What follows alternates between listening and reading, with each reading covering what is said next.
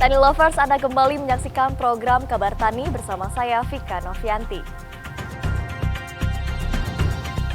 Kementerian Pertanian melakukan langkah cepat guna menghadapi ancaman cuaca ekstrim dan La Nina yang terjadi hampir di semua wilayah di Indonesia. Lalu bagaimanakah strategi Menteri Pertanian beserta jajarannya dalam mengantisipasi bencana alam tersebut? Mari kita simak informasinya. Fenomena curah hujan dengan intensitas tinggi atau La Nina berpotensi mengancam hampir di sejumlah wilayah di Indonesia. Terlebih, Badan Meteorologi, Klimatologi, dan Geofisika mengatakan kondisi ini terjadi sejak September 2021 hingga April 2022 mendatang. Oleh karenanya, untuk mengantisipasi terjadinya anomali cuaca ekstrim di akhir tahun, Kementerian Pertanian melakukan langkah cepat untuk mengamankan target tanam padi seluas 8,3 juta hektar melalui deteksi dini. Itu yang membuat keterpurukan Indonesia bisa kita minimalisasi. Ditemui usai memberikan arahan dalam acara BIMTEK dengan tema Mapping Daerah Rawan Banjir dan Brigade La Nina di ruang AWR Kantor Pusat Kementerian Pertanian Jakarta 11 November 2021.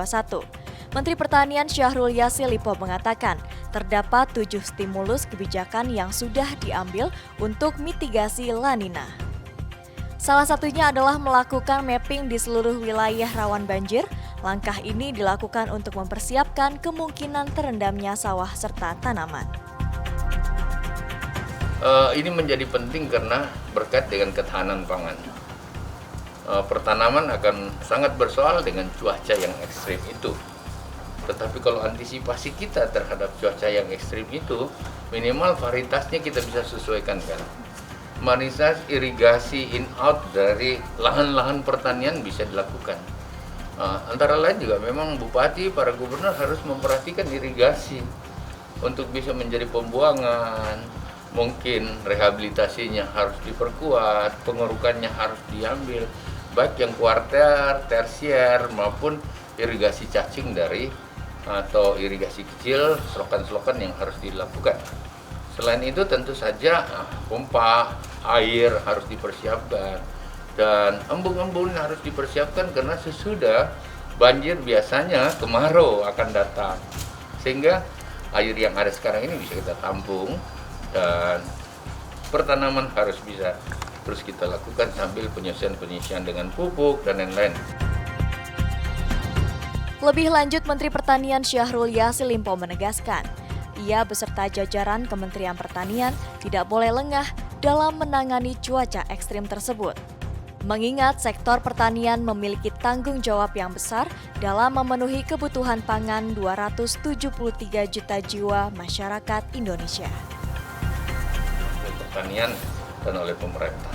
Saya kira kita berharap memang ancaman climate change tidak boleh membuat kita ledok sedikit pun karena masalah makan dari negara yang 273 juta orang itu tanggung jawab semua jenis pemerintahan sampai dengan kepala desa.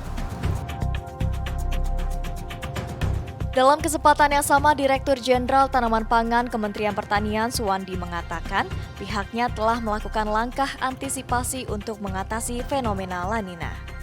Seperti memperbaiki saluran irigasi, mengajarkan petani menerapkan budidaya yang baik, hingga menggunakan konsep sistem peringatan dini atau early warning system.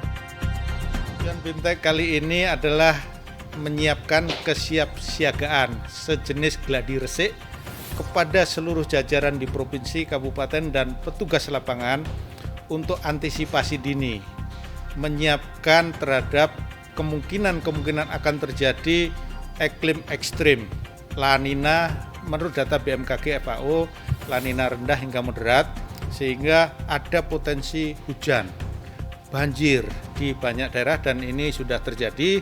Tadi berdasarkan beberapa laporan memang ada banjir di persawahan tetapi segera surut dan ini kondisi yang bagus, tapi ini untuk di-maintain supaya hal-hal yang akan terjadi ke depan kita antisipasi dini dari sekarang. Kita nyiapkan brigade, nyiapkan pompa-pompa, perbaiki rapat saluran-saluran air dan pipanisasi, kemudian memantau data BMKG secara rutin tiap hari. Itu yang kami lakukan dan ini sesuai arahan Bapak Menteri untuk siap siaga menghadapi musim hujan Oktober-Maret ke depan. Demikianlah kabar tani edisi kali ini. Saya Vika Novianti beserta kru yang bertugas mengucapkan terima kasih atas kebersamaan Anda. Salam TV Tani, televisi pertanian pertama di Indonesia. Sampai jumpa.